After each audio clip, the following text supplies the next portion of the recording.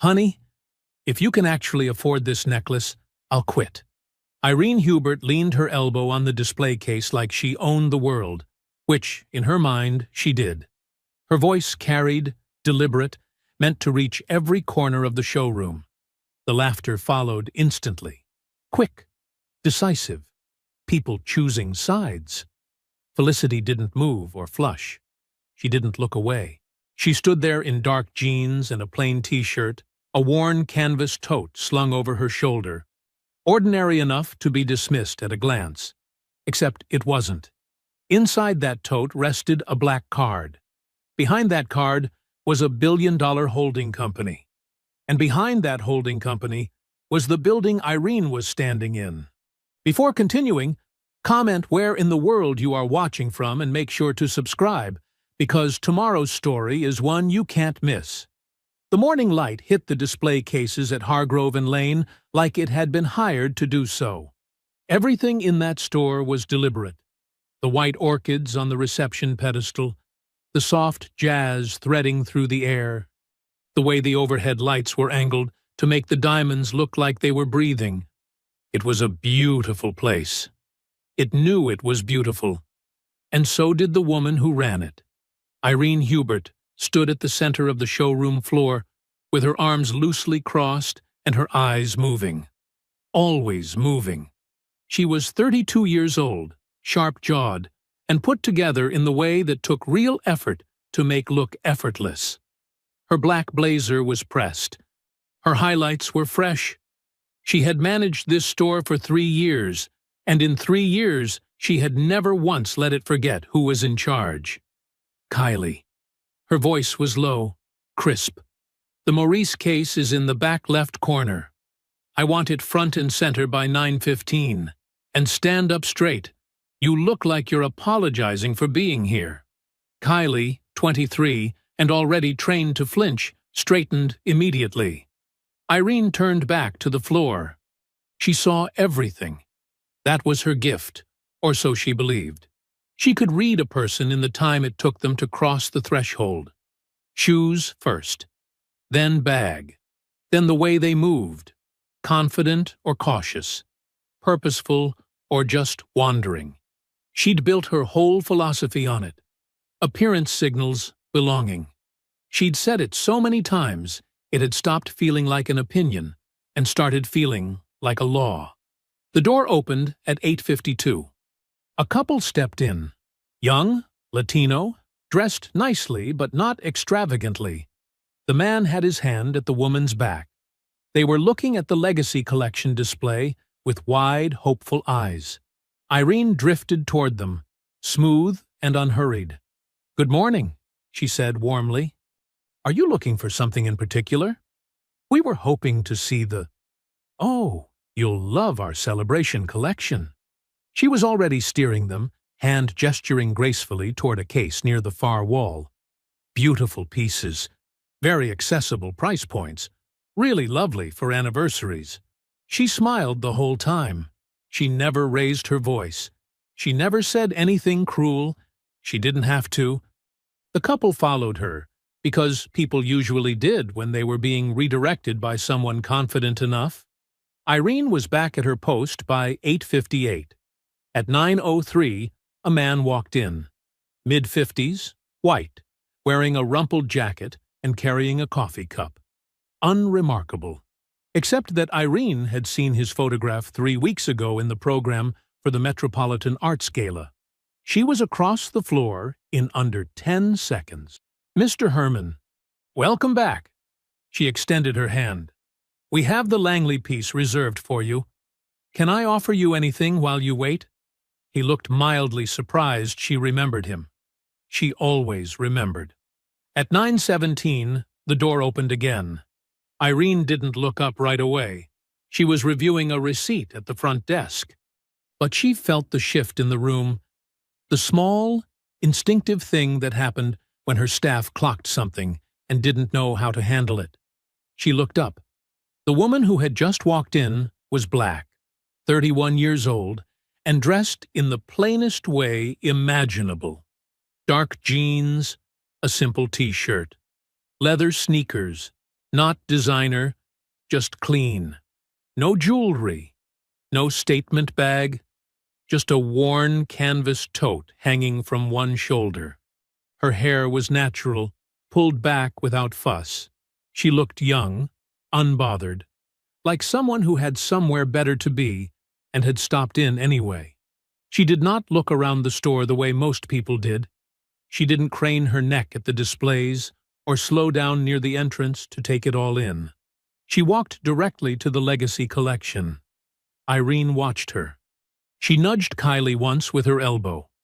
A small, practiced gesture. And the two of them shared a look that didn't need any words. The woman leaned over the glass case and studied the centerpiece necklace. Platinum. Diamonds. $1.4 million. She studied it the way you study something you are genuinely considering. Not dazzled, not intimidated. Just looking. Then she straightened and glanced toward Kylie. "Excuse me, could I see that necklace up close?" Kylie hesitated. A half-second too long. She looked at Irene. Irene set down the receipt, smoothed the front of her blazer with one hand, and began walking across the floor, her heels silent on the marble, her smile already forming. The particular smile she reserved for certain kinds of conversations. The kind she'd had 100 times before. The kind she had always won. Irene arrived at the display case the way she always did, like she owned it. She positioned herself between Felicity and the velvet tray without making it look intentional. It was a move she had perfected. A half-step, a slight angle of the shoulder, enough to create a barrier without technically being one. She clasped her hands in front of her and let her smile settle into place, like a mask she'd worn so long it had started to feel like skin. "Hi there." Her voice was warm, friendly even, but it was the kind of friendly that had a locked door behind it. "Can I help you find something?" Felicity looked up from the case. "Yes, I'd like to see that necklace." She pointed to the centerpiece. Platinum setting, graduated diamonds, the kind of craftsmanship that took a master jeweler 6 months to complete. "Could you take it out for me?" Irene's smile didn't move, but something behind her eyes did. "Of course." She paused, just long enough. "I do want to make sure you have all the information first, because this particular collection," she gestured at the case with one manicured hand, "it's our Legacy line. It's quite specialized. The piece you're looking at starts at $380,000. And the centerpiece necklace specifically is priced at $1.4 million. She said the numbers slowly, carefully. The way you speak to someone you've decided needs things explained simply. "That's fine," Felicity said. "I'd still like to see it." Something shifted in the room.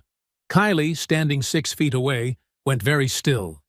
The two customers browsing near the Celebration collection, a woman in her 40s and a younger man who appeared to be her son, had stopped pretending to look at the display cases.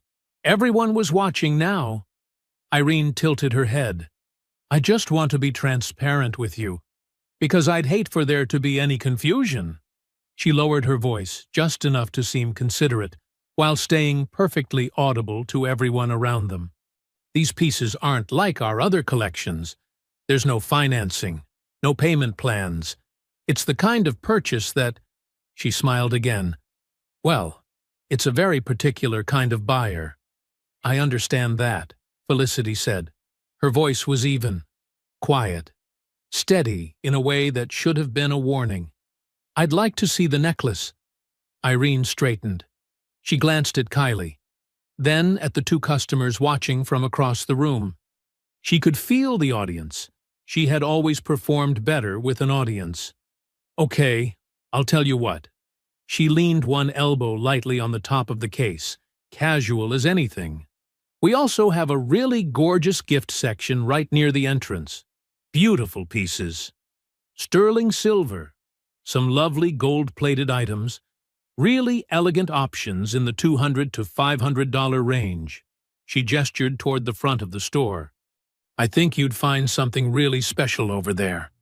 Felicity didn't look toward the entrance. She didn't move at all. "I didn't ask about the gift section," she said. The smile on Irene's face curdled into something else. Not anger, not yet. Something more dangerous. Amusement. The kind that needed witnesses. She looked over her shoulder at Kylie. A slow, deliberate look. The kind that came with an expectation attached to it. Kylie's eyes darted between Irene and Felicity. She understood what was being asked of her. She had learned, in 2 years of working under Irene Hubert, that there were 2 options when Irene looked at you like that: perform or pay for it later. A small, uncomfortable smile crawled onto Kylie's face. Not confident, not cruel, just the desperate compliance of someone who had already calculated the cost of staying neutral and decided she couldn't afford it. Irene turned back to Felicity, satisfied, and the words came out light as air, easy as breathing, delivered with the confidence of someone who had never once been wrong about anything. "Tell you what, honey, if you can actually afford this, I'll quit." It landed like a slap. The younger male customer across the room snorted, quick and unguarded. The woman beside him said nothing, just looked sharply at the floor. Kylie's smile faltered the instant the words were out, like some part of her recognized, too late, that a line had just been crossed that she was now standing on the wrong side of. But she didn't correct it. She just stood there, still and pale, caught. Irene stood straight, arms crossed now, chin lifted, satisfied, certain. The silence that followed lasted 4 full seconds. Felicity held Irene's gaze. She didn't flinch. She didn't flush. She didn't look away, or down, or anywhere else. She just looked at Irene with an expression that was impossible to read. Calm and deep, and somehow much older than her years, like still water with no visible bottom. Then, very quietly, she said, "I'll hold you to that." She reached into the canvas tote and pulled out her phone. She dialed a number, and she waited. Felicity dialed like she was checking the weather. No hesitation. No dramatics. She just pulled out her phone, found the number, and pressed call, standing right there at the display case with the canvas tote on her shoulder and the centerpiece necklace still locked behind glass in front of her. Irene watched from 2 feet away. She kept her arms crossed and her expression loose, the way you look when you're trying to appear unbothered, and mostly succeeding. She had seen this before, the slow reach for the phone, the performance of having someone important to call. She had called the bluff on women like this 12 times. It always landed the same way. Felicity held the phone to her ear. When the line connected, she spoke 3 sentences, short ones. She gave her name. She gave the store's name. She said she needed a moment of someone's time. Then she hung up. That was it. She slid the phone back into her tote and returned her attention to the display case, studying the necklace again with the same calm, unhurried focus she'd had when she first walked in. Like the call was already handled. Like whatever needed to happen was already in motion, and she could afford to be patient. Irene waited for something more. Nothing came. She exhaled through her nose, barely audible, and drifted back toward the front desk. She had a store to run. Kylie was hovering near the celebration collection, straightening things that didn't need straightening. The 2 customers who had been watching had gone back to their browsing, or pretending to. The showroom resettled into its usual quiet rhythm. 11 minutes passed. The store's landline rang. Irene picked it up at the front desk, half distracted, reaching for a pen out of habit. "Hargrove and Lane, 5th Avenue, this is Irene." Irene. The voice on the other end stopped her cold. It was Martin Maurice, not his assistant, not a forwarded call. Martin himself, CEO of Hargrove and Lane, calling from his office on the 43rd floor of a building 20 blocks north. His voice was the kind of calm that meant the opposite of calm. Measured, tight, like a man holding something fragile with both hands and walking very carefully. "I need you to listen to me." Irene straightened. "Of course. Is everything— the woman on your floor?" He didn't wait for her to finish. "The one you've been speaking with at the Legacy Collection." The pen in Irene's hand went still. "Her name is Felicity Blanche." A pause, short and deliberate. "Her holding company is Blanche Global. Does that name mean anything to you?" It didn't. Not immediately. And then, slowly, like a light coming on in a dark room, it did. Blanche Global. She had seen that name somewhere. A financial brief. A board memo that had been passed around the management team 6 months ago. The kind of document that most store managers skimmed and filed without reading fully. Meridian Luxury Group, Hargrove and Lane's parent corporation, had brought on a major institutional investor. A significant one. Irene started. "She is the primary institutional investor in Meridian Luxury Group," Martin said. "Her holding company owns a controlling position, which means she holds an indirect ownership stake in every Hargrove and Lane location." Another pause, longer this time. "Including the one you are standing in right now." The pen dropped onto the desk. Irene didn't reach for it. "I need you to hear me very clearly." Martin's voice had not risen. It didn't need to. "Whatever Ms. Blanche requires, you provide it. Immediately. Without question. Do you understand me?" "Yes." The word came out smaller than she intended. "Good." The line went dead. Irene stood at the front desk for a moment that felt much longer than it was. The store continued around her, the soft jazz, the cool air, the light bouncing off the cases, completely indifferent to the fact that the floor had just dropped out from under her. She set the phone down carefully. Then she looked up. Felicity Blanche was still at the Legacy Collection display. Still standing in her dark jeans and her plain t-shirt and her canvas tote. She hadn't moved, hadn't checked her phone again, or shifted her weight, or done any of the small, restless things people do when they're waiting to be proven right. She was just standing there, patient as stone, waiting to see what happened next. Irene Hubert had never moved so carefully in her life. She retrieved the velvet tray from the back with both hands, walking the length of the showroom like someone carrying something that could shatter. Except it wasn't the tray she was afraid of dropping.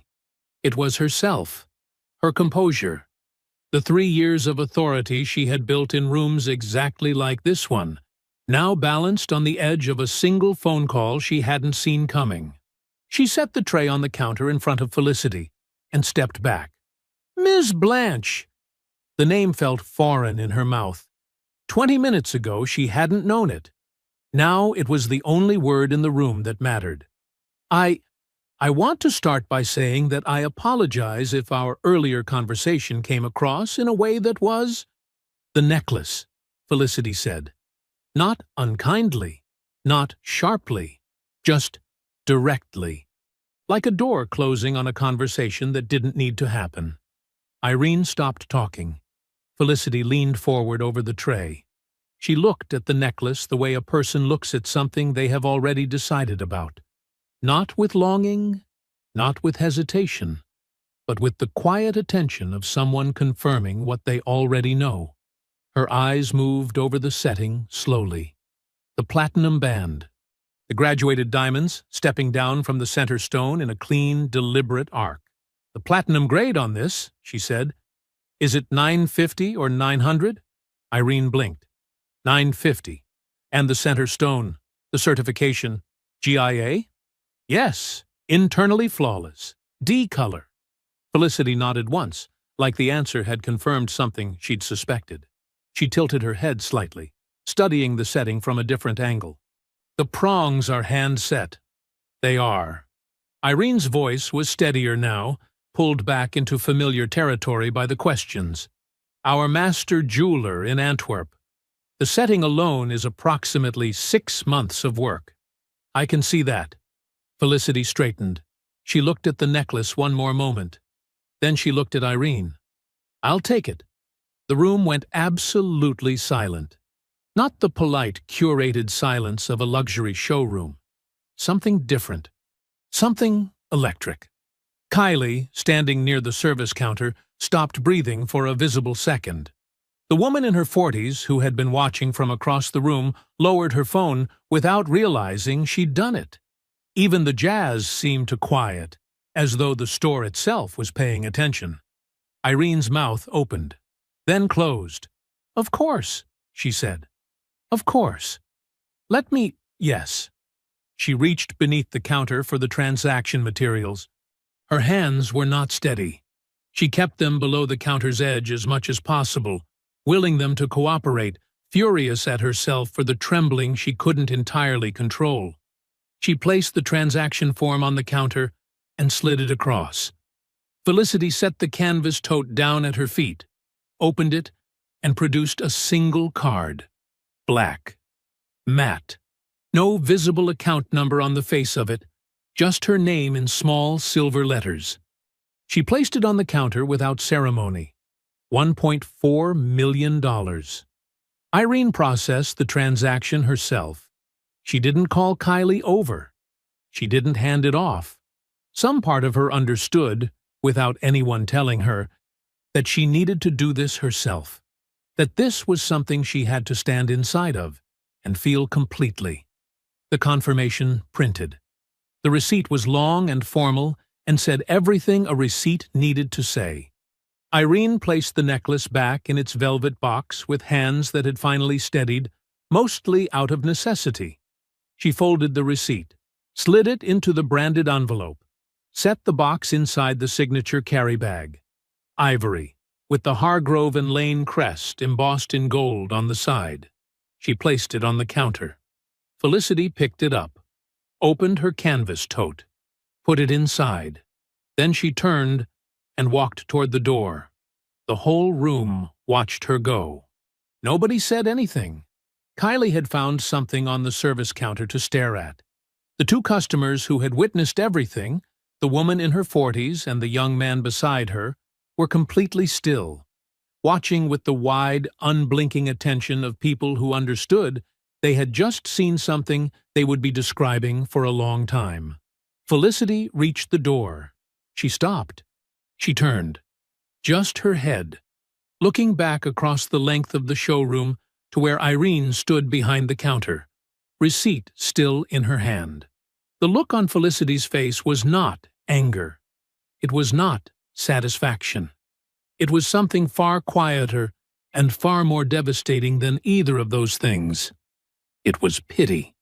"You still have a job," she said, her voice carrying easily across the still room. "Because I didn't ask for you to lose it." She let that sit for exactly 1 second. Think carefully about why. She pushed the door open and walked out into the afternoon light. The door swung shut behind her, and Irene Hubert stood exactly where she was, holding a receipt for $1.4 million, alone in the silence she had made. Felicity's penthouse was quiet in the way that expensive places are quiet, completely, deliberately, like the noise of the world had been designed out of it. She had changed out of the jeans and t-shirt and was sitting on the couch in a loose sweater, the television on low, a glass of water on the table in front of her. The ivory Hargrove and Lane bag sat beside it, the velvet box inside undisturbed. She hadn't opened it again. She didn't need to. The necklace wasn't the point. It had never been the point. She watched the news without really watching it. The day had settled into her bones the way difficult days do, not loudly, but with a dull, persistent weight. She was tired. Not broken. Just tired. She thought about Irene's face when Martin's call came through, the way the color had left it. She thought about the receipt and the trembling hands and the pity she had felt, real pity, not performance, standing at that door.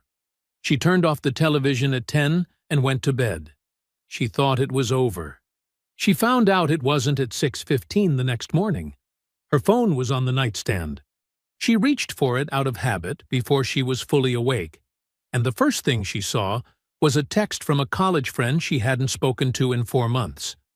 "Did this happen to you yesterday?" There was a link below it. Felicity sat up. The clip was 47 seconds long. Shaky, shot from across the showroom on someone's phone, captured at an angle that caught the tail end of the confrontation. You could see Felicity at the counter, her back straight, her expression unreadable. You could see Irene leaning on the case with that loose, theatrical confidence. You could see Kylie's uncomfortable smile. You could see the younger male customer's snort of laughter, brief and damning. The audio was partially muffled by distance, but Irene's final line came through clearly enough. "If you can actually afford this, I'll quit." The account that posted it belonged to someone named Petra Leroy. Her bio described her as a lifestyle and culture writer. She had 400,000 followers. Her caption read, "Watched a store manager publicly humiliate a black woman at a luxury jewelry store today. Smiled the whole time she did it. This is what discrimination looks like when it wears a blazer." The post had been live for 9 hours. It had been shared 4 million times. By 8 o'clock, Felicity's phone had filled up with messages from people who recognized the store, the display case, the interaction, everything except her name. Petra hadn't known who she was. Nobody in that store had thought to find out. The woman in the clip was simply a black woman. Unnamed, unidentified, which meant the story was being written entirely without her. By 9 o'clock, it had 12 million views. By 10, Hargrove and Lane responded. The statement came through their communications firm and landed on every major news platform within the same hour. It was 4 paragraphs of carefully constructed nothing, and Felicity read every word of it twice at her kitchen counter with her coffee going cold beside her. The first paragraph expressed deep commitment to an inclusive and welcoming environment for all guests. The second acknowledged an unfortunate interaction that did not reflect the values of Hargrove and Lane. The third announced that Irene Hubert had been placed on paid administrative leave pending a full internal investigation.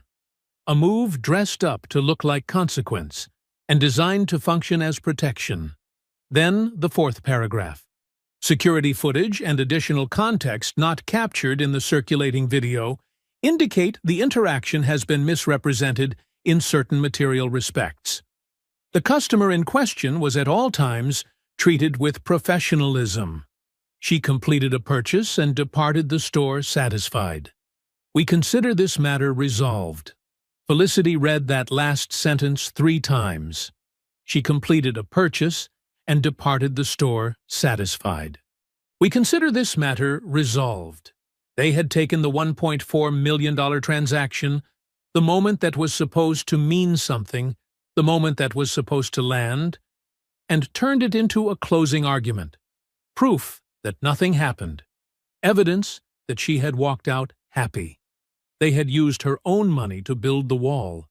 Irene was on paid leave, not fired, not facing anything real. Sitting at home, collecting a paycheck, waiting for a news cycle to end. Felicity set her coffee cup down on the counter. Not hard, not dramatically, just down. With the quiet, deliberate precision of a woman who has just made a decision she will not be talked out of. She stared at the statement on her phone screen. They had protected Irene. They had buried the story. They had done it efficiently, professionally, and completely. And they had done it using her own purchase as the weapon. Margaret Rickson's office was on the 31st floor, and it looked like her. Dark wood, clean lines, a wall of windows overlooking Midtown that let in enough light to work by without making anything feel soft. There were no decorative items on the desk, just files, a legal pad, and a pen that had been used enough to show it. The diplomas on the wall were hung straight and never talked about. Margaret herself was 63 years old, with close-cropped natural hair and the kind of stillness that came from spending 3 decades in rooms where losing your composure cost you everything. She listened to Felicity without interrupting. That was the first thing Felicity had always appreciated about her. Margaret let you finish. She let you lay the whole thing out, every piece, every sequence, before she touched any of it. When Felicity was done, Margaret picked up her pen. She didn't write anything yet. She just held it. "A discrimination lawsuit is winnable," she said. "I want to be clear about that. What happened to you in that store is documented, partially on video, and witnessed by multiple parties." She paused. "But winnable and fast are 2 different things. Hargrove and Lane's legal team is large, and they are experienced at exactly this kind of defense. We are talking about years of litigation, discovery motions, depositions, delays." She set the pen down. "And during all of that, Irene Hubert sits at home on paid leave. Martin Maurice runs his company, and the statement they published stays on the internet defining what happened before we get a single word in front of a judge." Felicity nodded slowly. "I know. So, tell me what you're actually thinking." Felicity was quiet for a moment. Outside, 31 floors down, the city moved at its usual relentless pace, completely indifferent. "I want the pattern," Felicity said. "Not just what happened to me. If they've done this before, if there are other women who walked into that store and were treated the same way, then this isn't an isolated incident. It's a practice." She looked at Margaret evenly. "That's a different story." Margaret studied her. "You have someone in mind for that." "I do." Roger Perry answered on the second ring, which meant he had been expecting her call, or he had been awake anyway. With Roger, it was usually both. He was 55 years old, broad-shouldered, with reading glasses he was always misplacing, and a reputation that preceded him into every room he entered. He had broken 3 major corporate cover-up stories in the past decade. 2 of them had resulted in federal investigations. The third had ended a political career that everyone assumed was untouchable. He was not a man who frightened easily, and he was not a man who let a story go once he had decided it was worth telling. Felicity told him what she needed. Not the full story. Not yet. She asked him to look into Hargrove and Lane's complaint history and Irene Hubert's record quietly, without any publication commitment, without his name attached to anything. Just information. "How quiet?" he asked. "Completely." A short pause. "Give me a few hours." She trusted him because she had known him for 30 years, since they were both young and broke, and certain they were going to change something. He had changed things his way. She had changed them hers. The friendship had survived the distance between those 2 paths, which was the best kind of friendship. She hung up and went back to work. The rest of Wednesday passed without incident, which was its own kind of discipline. Felicity answered no press inquiries. Her assistant had fielded 11 by noon. 2 television producers, 4 digital outlets, 2 newspaper reporters, 2 radio programs, and a podcast that described itself as covering stories the mainstream media ignores. She declined all of them through a single reply. "Ms. Blanche has no comment at this time." She sat in meetings. She reviewed contracts. She signed off on a logistics expansion her team had been preparing for 6 weeks. She did every ordinary thing the day required of her, and she did it without letting the weight of the morning show on her face. But it was there. It sat behind everything. Behind the meetings and the contracts and the phone calls, like a low sound you can't unhear once you've noticed it. The 4th paragraph of that statement. She completed a purchase and departed the store satisfied. By evening, Roger called. His voice carried the specific quality it got when he had found something worth finding. Not excited, not dramatic, just focused. Stripped down. 7 formal discrimination complaints, he said. 4 years, all settled quietly. Every single one buried under a non-disclosure agreement. A beat. 3 of the complainants were black women. Felicity sat very still at her desk. "Find them," she said. Thursday morning came in gray and cold. Felicity was at her desk by 7:15, working through a contract review that had been waiting since Monday.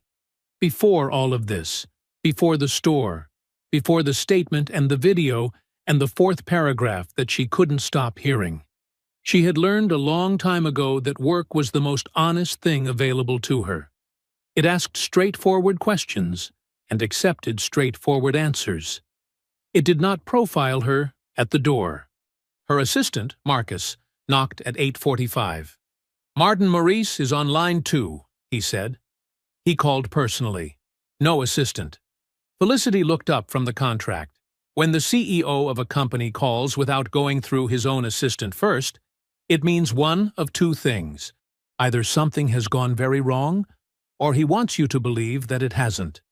"Put him through," she said. She picked up the line. "Mr. Maurice." "Ms. Blanche." His voice was warm, practiced. The kind of warm that cost money to develop. "Thank you so much for taking my call. I know you're an extraordinarily busy woman, and I genuinely appreciate the time." She said nothing. She let him have the silence. "I wanted to reach out personally," he continued, "because I think it's important that you hear directly from me how deeply, deeply sorry I am about what occurred at our 5th Avenue location on Tuesday. What you experienced was completely unacceptable, and I want you to know that we are taking this situation with the full seriousness it deserves." It was a good opening. Smooth. Genuinely difficult to argue with on the surface. "The investigation is ongoing," he said, "and I can assure you that appropriate action will be taken. Irene Hubert does not represent our values, and her behavior does not reflect the standard we hold for every guest who walks through our doors." "I appreciate you saying so," Felicity said. Neutral. Even. A brief pause. Then Martin shifted, barely perceptibly, like a man adjusting his footing on uncertain ground. "I also want to be candid with you because I respect you too much to be anything less." He let that land for a half-second. "There's been a great deal of public attention on this situation over the past 48 hours. And I think we both understand that when something like this escalates, when it moves from an internal matter into a very public campaign, the effects can be broad. They can touch things that neither of us necessarily intends." Here it was. "Meridian's share value has already moved 2 points since the video circulated," Martin said. 2 points in 2 days. "And given your position with the group, Ms. Blanche, I think you understand that any further escalation would have implications that extend well beyond Hargrove and Lane." He paused again. "I would hate for a situation that is already being addressed internally to cause collateral damage to investments that matter to both of us." He was asking her to protect her own money by staying quiet. The audacity of it was almost beautiful. "I hear you, Martin," Felicity said. Her voice was perfectly pleasant. "Thank you for calling." A beat of surprise on his end. He had expected more resistance or more capitulation. Either would have told him something useful. She gave him neither. "Of course," he said. "I hope we can. I'll be in touch." She hung up. She sat for a moment with her hand still resting on the phone. Then she picked it back up and dialed her financial advisor. "Begin liquidating my full position in Meridian Luxury Group," she said. "All of it.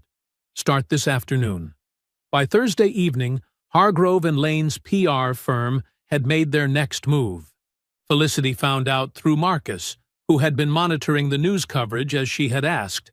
A morning show, one of the large national ones, the kind with a cheerful set and a live studio audience, had announced a segment for the following morning. A special interview with Irene Hubert. The preview clip was 40 seconds long and had already been viewed 2 million times. Felicity watched it on her desktop.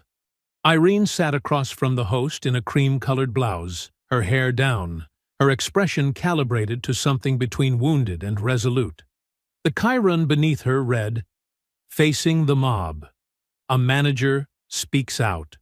In the clip, Irene's voice was soft and controlled. She talked about being devastated by the way the interaction had been taken completely out of context. She did not name Felicity. She didn't have to. The framing did the work for her. Felicity watched it once. She did not watch it again. She picked up her phone and called Roger. "How much do you have?" she asked. Friday morning arrived with the particular tension of a day that already knows what it carries. Roger was waiting in Margaret's conference room when Felicity arrived at 9. He had a manila folder on the table in front of him and the expression of someone who had been up since 4. Not because he couldn't sleep, but because he hadn't tried. Margaret sat across from him, legal pad open, pen in hand. The coffee in the center of the table was fresh. Nobody had touched it. Felicity sat down.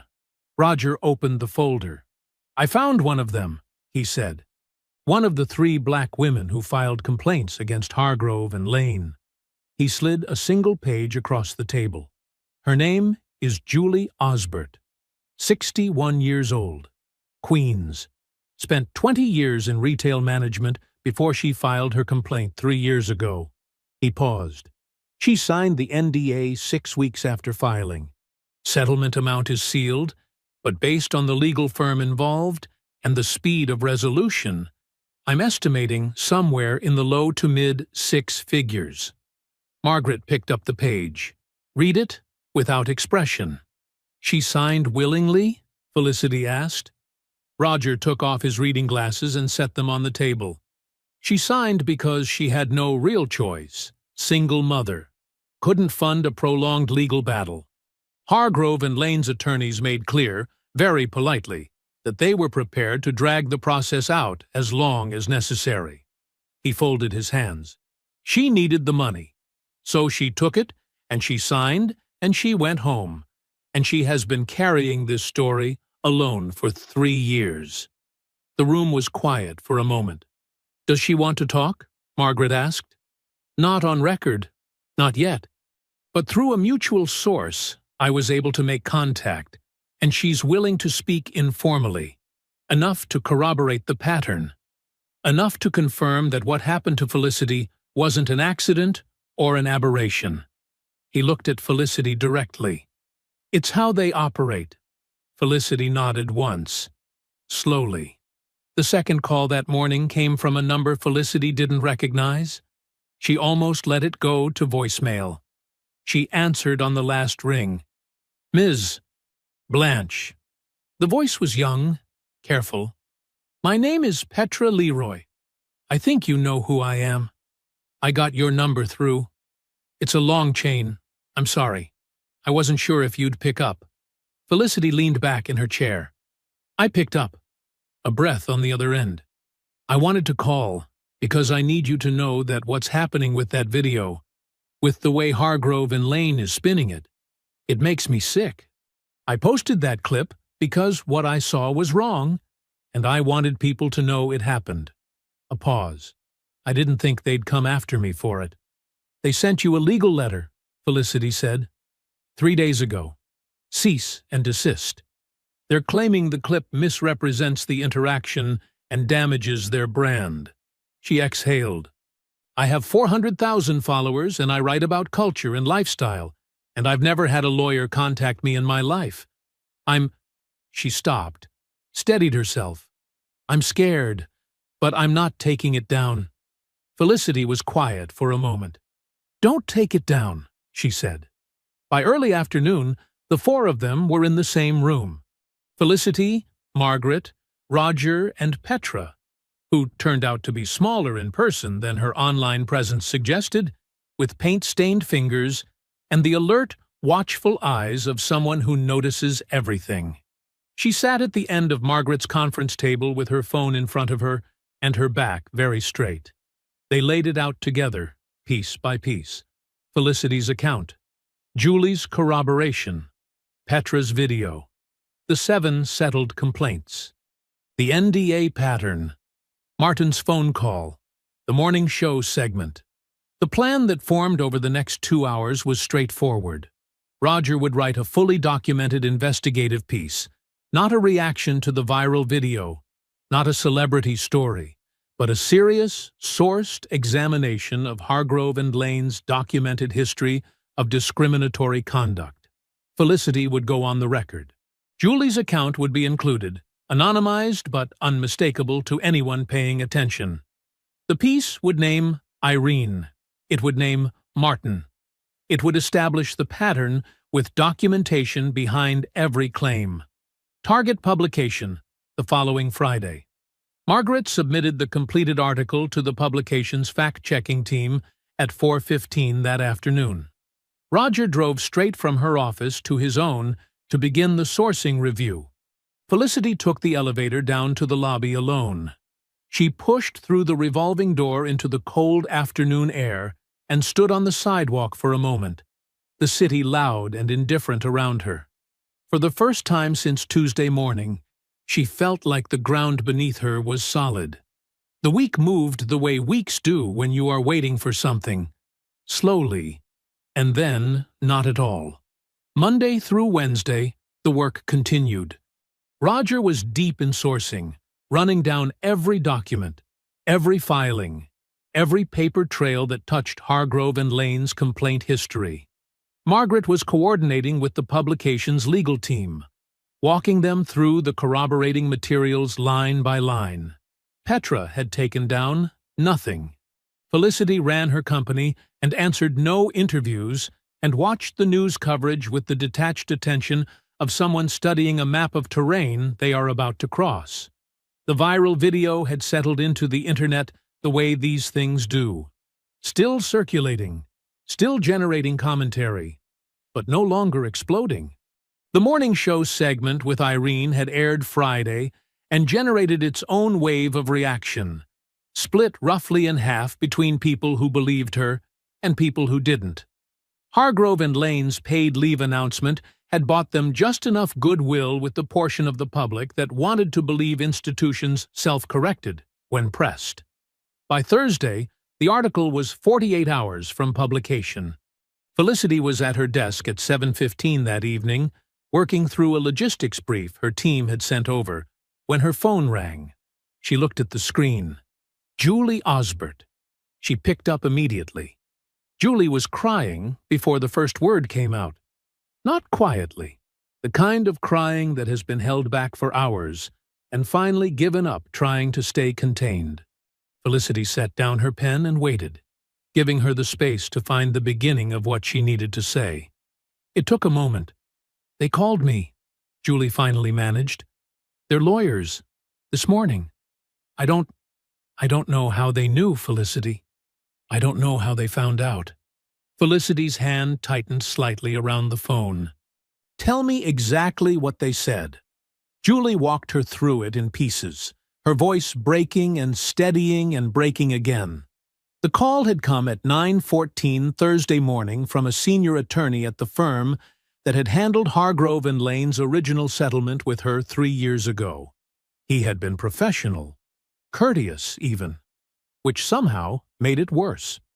He reminded her, with precise and carefully documented legal language, that her non-disclosure agreement was ironclad, reviewed and upheld in 2 prior instances, and that any cooperation with a journalist, in any form, including anonymized accounts, constituted a material breach of that agreement.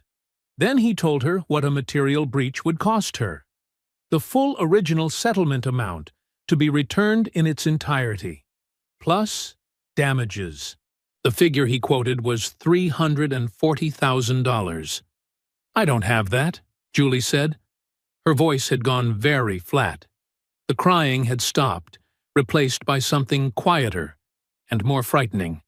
"I used that money to pay off my house, my daughter's tuition. I don't have it, Felicity. I cannot. She stopped. Started again. I have a daughter. Felicity closed her eyes for 1 second. I know, she said. I'm sorry. Julie's voice fractured again on the word. I wanted to do this. I wanted... You have no idea how long I have wanted someone to finally... She couldn't finish it. Julie. Felicity kept her voice steady. Calm.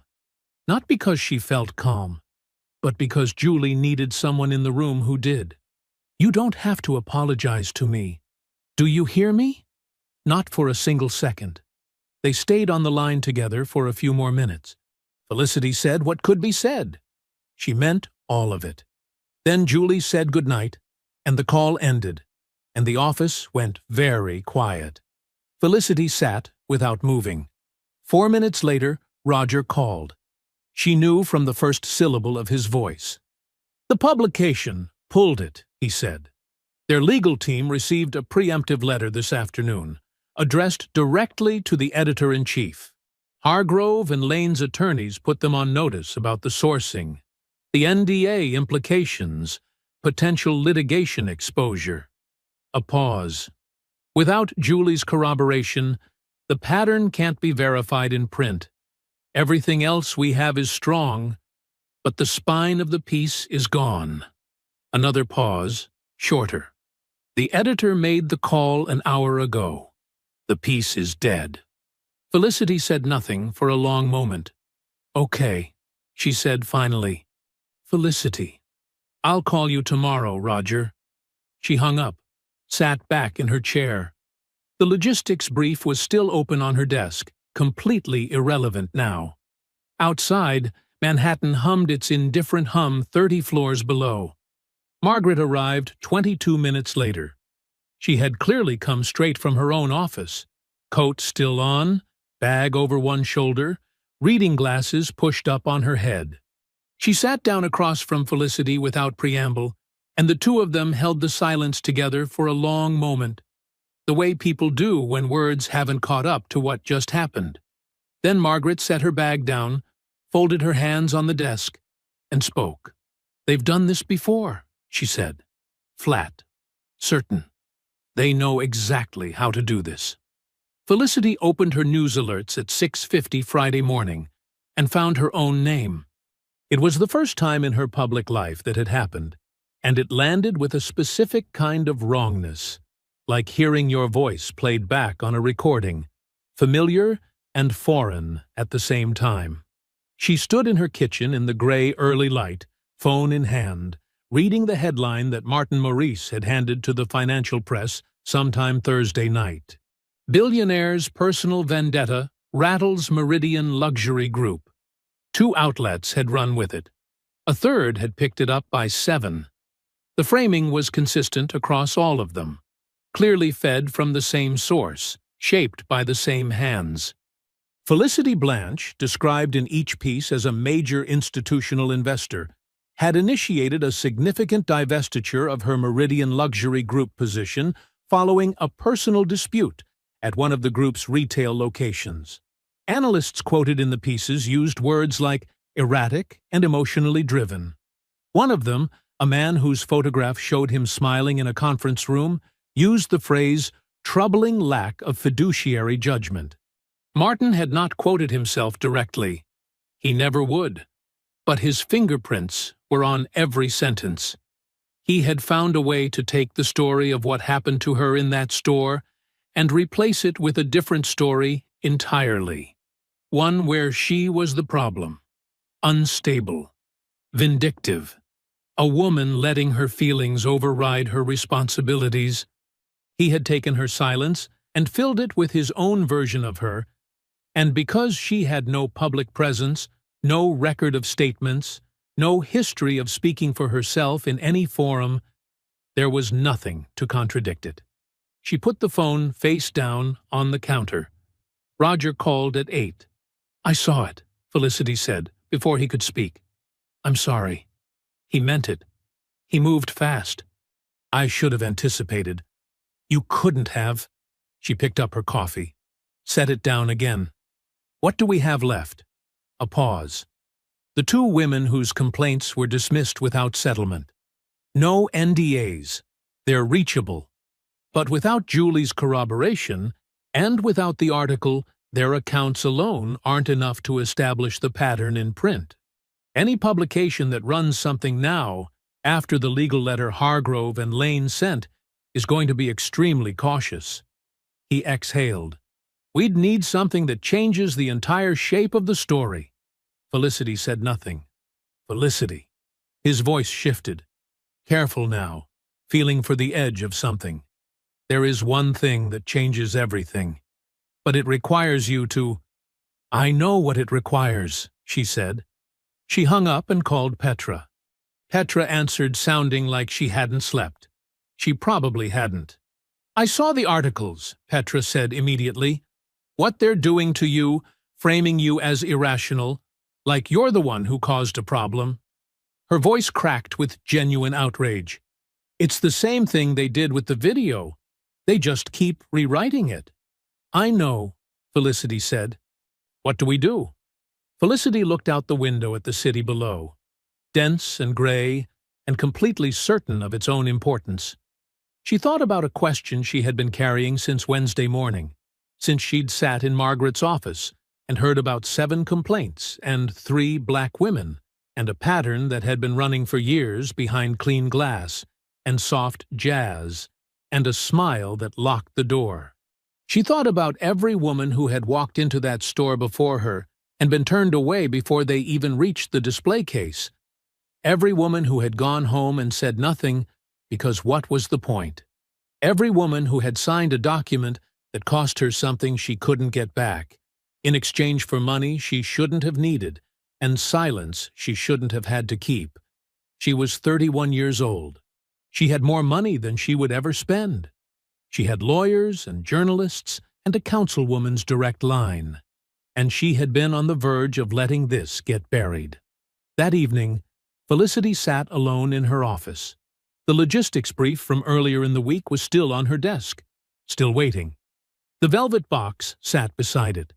She had brought it from the penthouse that morning without fully deciding why. She opened it now and looked at the necklace in the lamplight. $1.4 million of platinum and diamonds, bought to prove a point to a woman who had already moved on to her next performance. She looked at it for a long time. Then she closed the box, picked up her phone, and called Roger. "Come to my office tomorrow morning," she said. "Bring your recorder." A beat of silence. "I'm going to give you the whole story." Roger arrived at 9 with his recorder and no coffee. That told Felicity something. Roger always had coffee. The fact that he hadn't stopped for it meant he had come straight from wherever he'd been, moving fast, not wanting to be late for something he understood mattered. He set the recorder on the desk between them, small, black, unremarkable, and sat down without unpacking anything else. Felicity had a glass of water. No notes. "Before we start," Roger said, "I need to ask you directly. Once this is out, it doesn't go back. Your name, your history, your company, all of it becomes part of a public story that you have no control over once it's printed. Are you certain?" Felicity looked at him evenly. "Press record, Roger." He pressed record. She started at the beginning. Not Tuesday. The real beginning. Southeast Washington, D.C. A neighborhood that the rest of the city looked through rather than at. A 2-bedroom apartment above a dry cleaner, where the smell of chemical solvent lived permanently in the carpet and the walls. Her mother, Susan, a woman with hands that were always moving, always working, who cleaned houses 6 days a week for families who never learned her last name, who came home on Sunday evenings and sat at the kitchen table and counted what she had earned, stacking the bills in careful columns, with a precision that Felicity had watched so many times she could still see it perfectly. She talked about watching her mother move through those houses, efficient and invisible. She talked about understanding, very young, what it meant to be seen as a function rather than a person. She talked about deciding, somewhere around the age of 9, that she was going to build something that nobody could take away from her. She talked about the first business, 28 years old, a $4,000 loan from a credit union that had made her prove herself 3 times before approving it, a logistics operation out of a rented garage in Maryland, running contracts that larger companies didn't want to bother with. She talked about the years of 70-hour weeks, and the accounts that went wrong, and the partners who underestimated her, and eventually regretted it. She talked about the money coming, not all at once, but steadily, the way a tide comes in.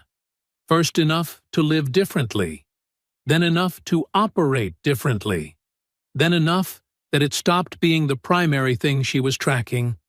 Then she talked about the stores. The first time, 31 years old, she had just closed a contract that would double her company's revenue. She walked into a luxury watch boutique in Georgetown wearing work clothes. She had come straight from a site visit, and a sales associate followed her for 11 minutes before asking her to leave. She had not yet been a millionaire for a full year. She went home and said nothing to anyone. The second time, she was 30, building the business, not yet wealthy in any visible way.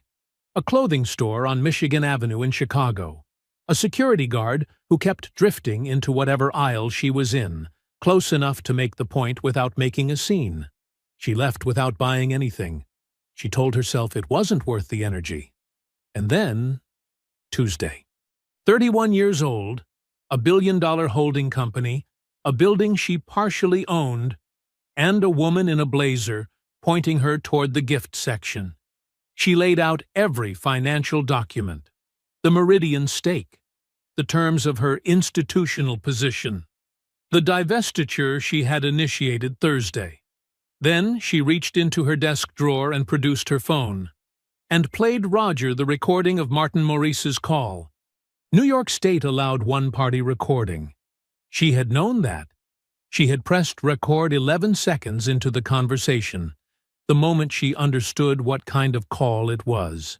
Martin's voice came through the small speaker, warm and careful, and completely, unmistakably corrupt. Roger listened without moving. When it finished, he sat quietly for a moment. Then he made a note on the legal pad he had eventually pulled from his bag. The first note he had written in 3 hours of talking.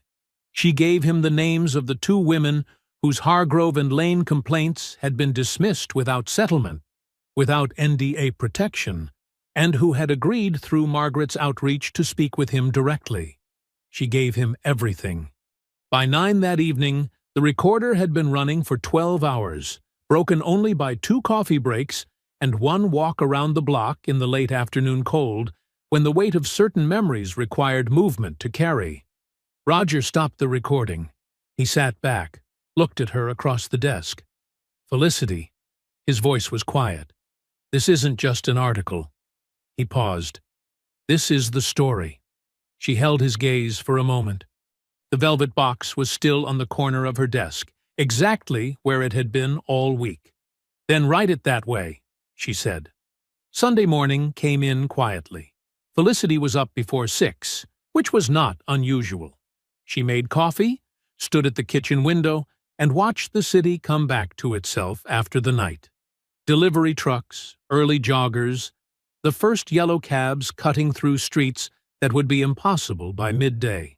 She had slept better than she expected. Not well, but better. There was something about having spoken the whole truth out loud, all of it, for 12 hours straight, that had loosened something in her chest she hadn't fully realized was clenched. She had 1 call to make before Roger submitted the piece. She made it at 7:15. Pamela Madison answered on the 2nd ring, which meant she had been awake already. At 66, she kept hours that alarmed her staff and impressed her opponents, of which there were many. She had chaired the New York City Commission on Human Rights for 6 years, had served 2 terms on the city council before that, and had spent her entire professional life doing the specific and exhausting work of making institutions answer for themselves. She and Felicity had known each other for 8 years. Not intimately, but with the particular respect of two women who had observed each other across enough rooms to understand what the other was made of. Felicity. Her voice was warm but alert. Ready. I've been wondering when you'd call. I should have called sooner. You called when you were ready. That's what matters. A brief pause. Tell me where you are. Felicity told her. All of it. Concisely. Precisely. The way she had learned to communicate with people whose time was both valuable and genuinely limited. She covered the incident, the statement, the NDA pattern, Julie, the killed article, Martin's phone call, and the recording she had of it. She told Pamela about the two women whose complaints had been dismissed without settlement, without NDA, and who were prepared to file formally. Pamela listened without interrupting. When Felicity finished, there was a short silence. Not hesitation, just the sound of a sharp mind organizing what it had just received. You understand that once you file formally, under your full name, this becomes a matter of public record, Pamela said. The Commission's investigations are not confidential at the intake stage. I know. And you're prepared for that. I've been prepared since Wednesday morning, Felicity said. I just needed the rest of it to be ready first. Another pause. Shorter this time. I'll personally ensure the complaints receive full Commission review, Pamela said. All three of them. Yours and the two additional filings. If the pattern is as documented as you're describing, this will not be a quiet process. Her voice carried something underneath the professionalism. Not quite anger, but its more useful cousin. Resolve. It shouldn't be. No, Felicity agreed. It shouldn't. They spoke for another 10 minutes. Logistics, timing, the coordination between the formal filing and the article's publication. Pamela's team would be prepared to receive the complaints Monday morning. She would say nothing publicly until the article was live. When the call ended, Felicity finished her coffee standing at the window, watching a man walk a large, unhurried dog along the empty sidewalk below. The dog stopped every few feet to investigate something invisible. The man waited each time without impatience. She rinsed her cup and went to her desk. Margaret had been working through the weekend. She called at 10 Sunday morning with an update delivered in the clipped, forward-moving cadence she used when she was deep in the middle of something and didn't want to lose momentum.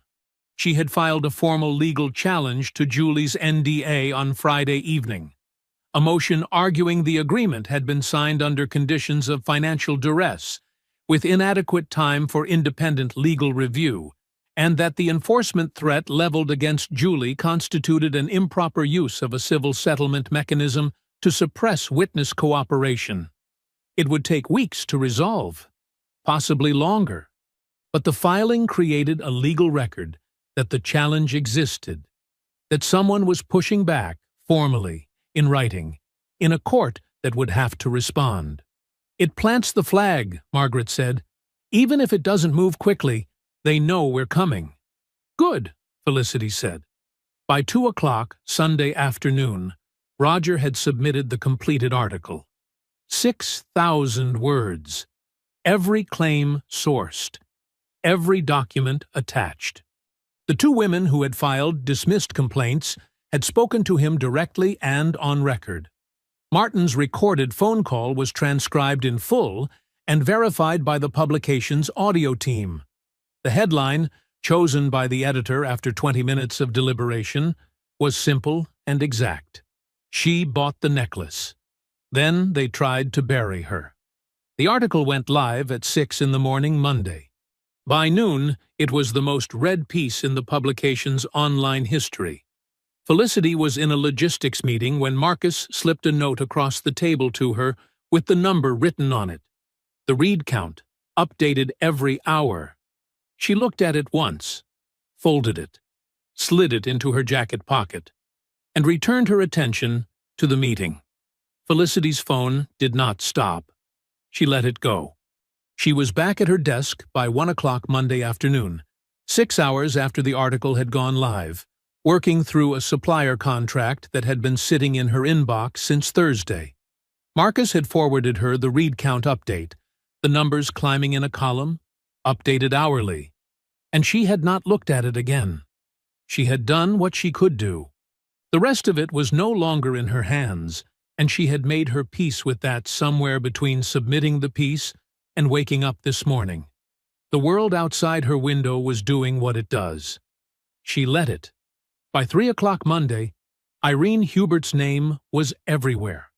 The careful positioning she had built over the past week, the sympathetic morning show appearance, the background interviews with friendly outlets, the tearful framing of herself as a woman facing a social media mob, had been constructed on the assumption that Felicity would stay nameless. That the woman in the video would remain an anonymous figure, a symbol rather than a person with a documented history and a legal recording of the CEO's phone call. The article had removed that assumption entirely. Irene was named in full. Her conduct was corroborated from 3 independent directions: Felicity's first-hand account, Petra's video with its clear audio, and the testimony of the 2 women whose discrimination complaints had been dismissed without settlement. The article described the interaction in precise, sequential detail. The redirection to the gift section, the audience she played to, the line she delivered with her elbow on the display case like she was telling a joke she'd already heard the punchline to, "If you can actually afford this, I'll quit," printed in a sentence, sourced, verified, permanent.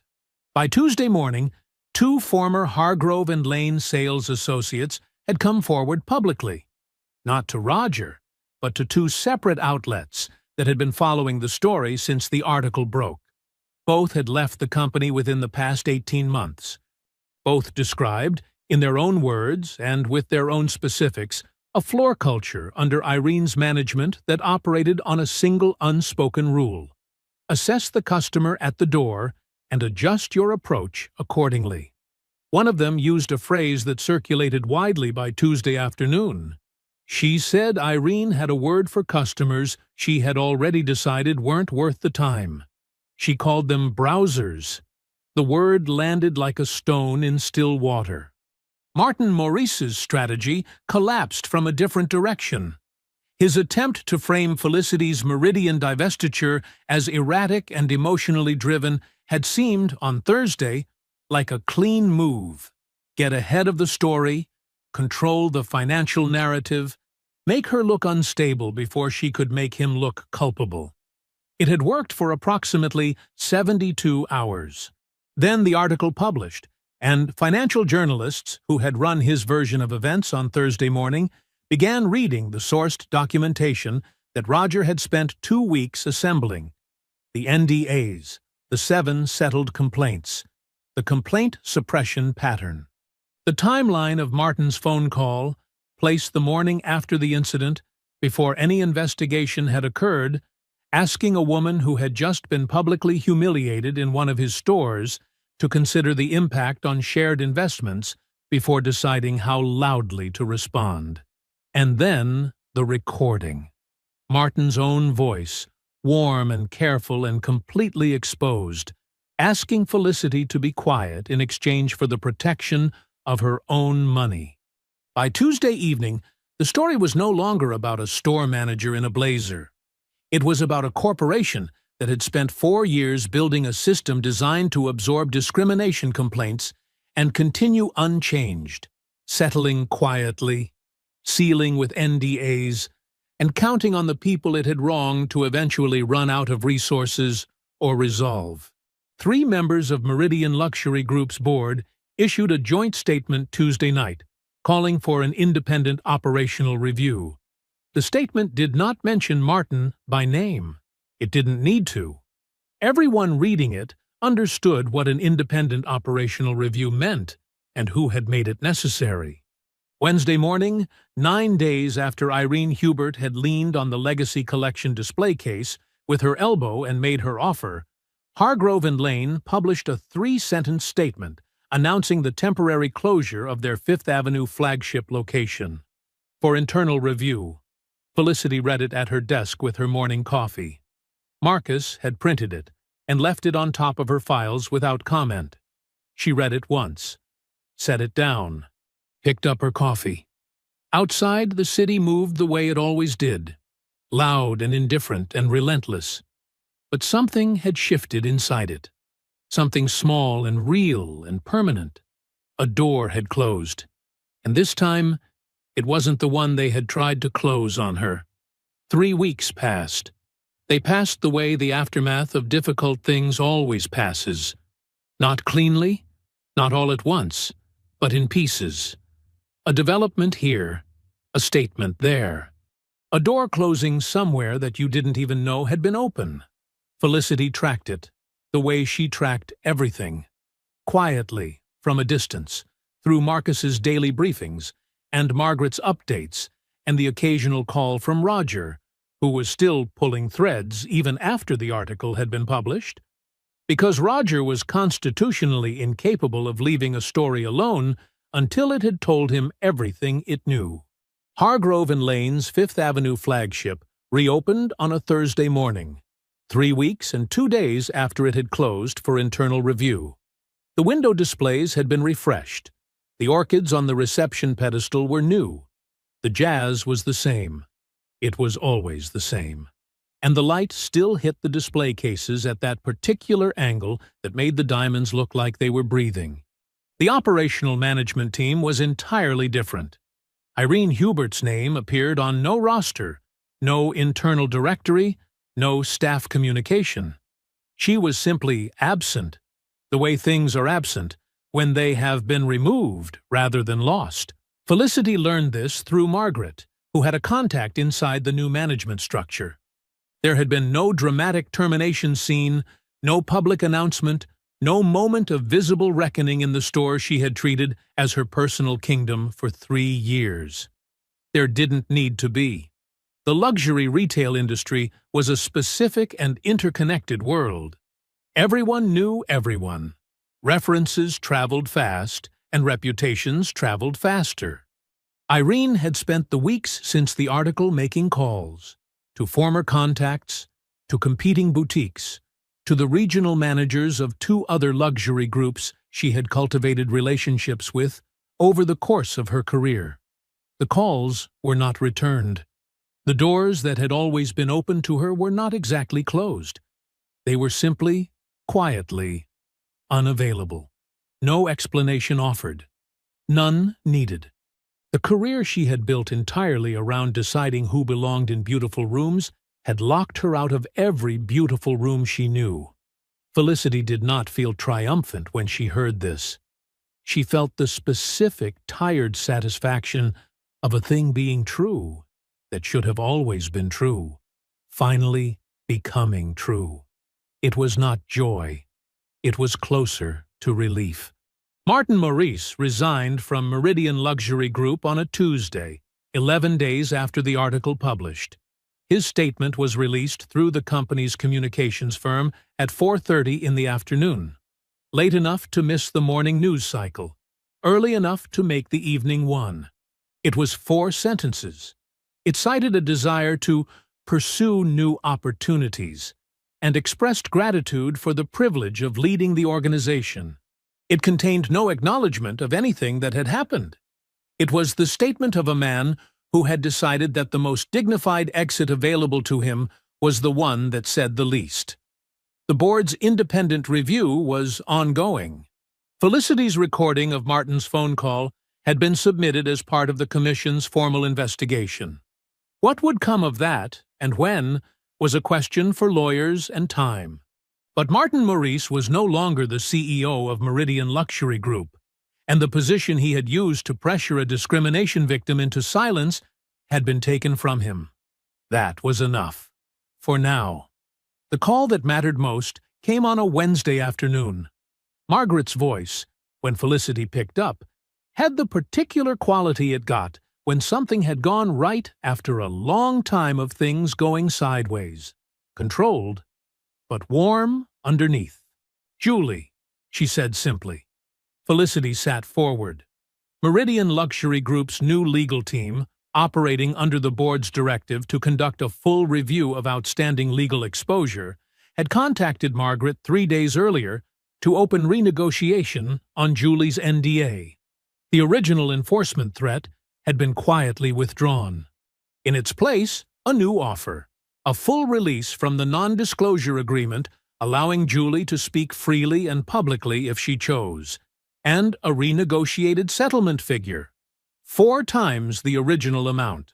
Margaret had countered at 4 times. They had accepted, without negotiation. She can say whatever she wants, to whoever she wants, for the rest of her life, Margaret said, and she is financially whole. Better than whole. Felicity sat with that for a moment. "Can I call her?" she asked. "She's been waiting for you to." Julie cried for the first 4 minutes of the call. Not the fractured, frightened crying of 3 weeks ago, when the lawyers had called and the $340,000 figure had landed on her like something physical. This was different. This was the sound of something that had been held too tight for too long, finally being put down. Felicity let her cry. She didn't rush it, or redirect it, or fill it with reassurances. She just stayed on the line and waited.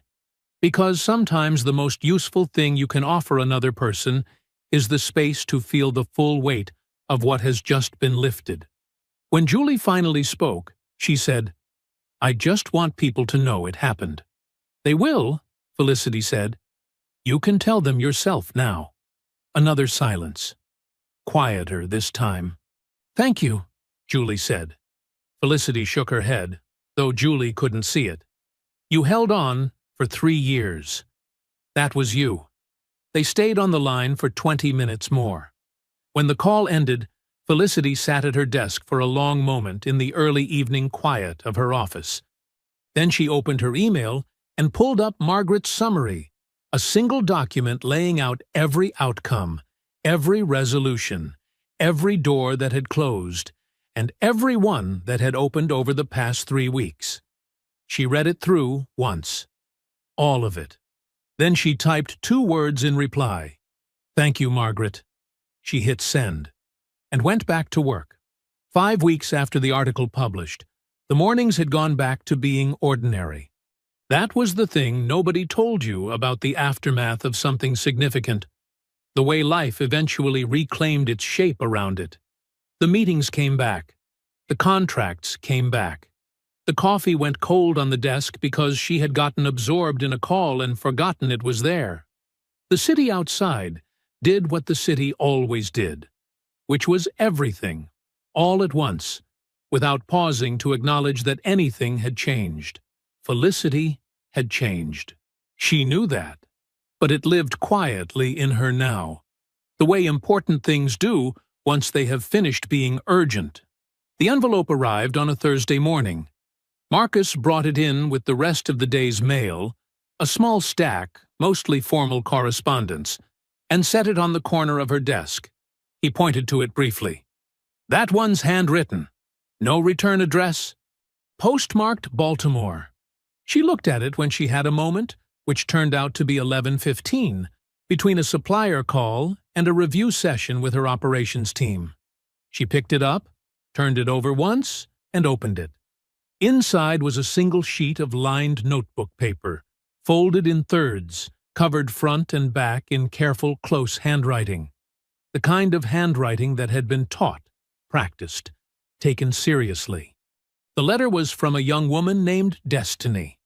22 years old, a college junior studying business at a university in Baltimore. She wrote that she had read the article 5 weeks ago, the full 6,000 words of it, which she mentioned specifically, like she wanted Felicity to know she hadn't skimmed, and that she had read it again 2 days later, and once more the week after that. She wrote about her mother, about how her mother had always told her to dress up before going anywhere nice, to do her hair, to wear something that communicated effort, to make herself acceptable before walking through any door that felt uncertain.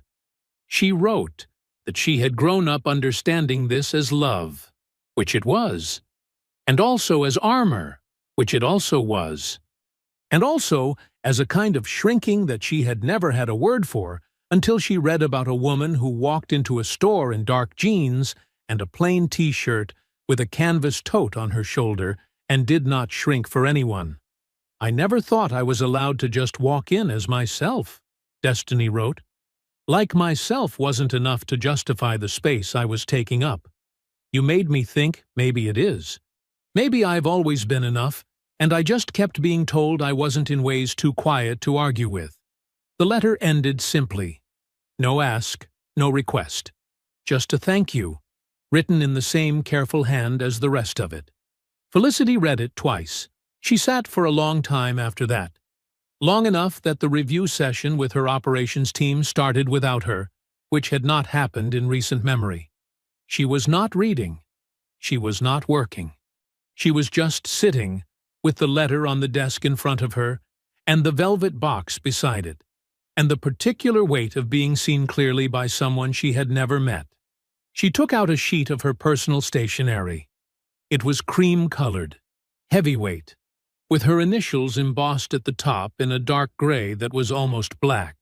She used it rarely, for things that deserved the formality of paper and a pen, and the time it took to mean every word. She wrote for 40 minutes without stopping. She told Destiny about her mother Susan, about the dry cleaner smell in the carpet, and the careful columns of bills on the kitchen table on Sunday evenings. She told her about the first store that turned her away at 31, and about going home and saying nothing, and about the long arithmetic of deciding, over many years and many silences, that staying quiet was a strategy she had run out of patience for.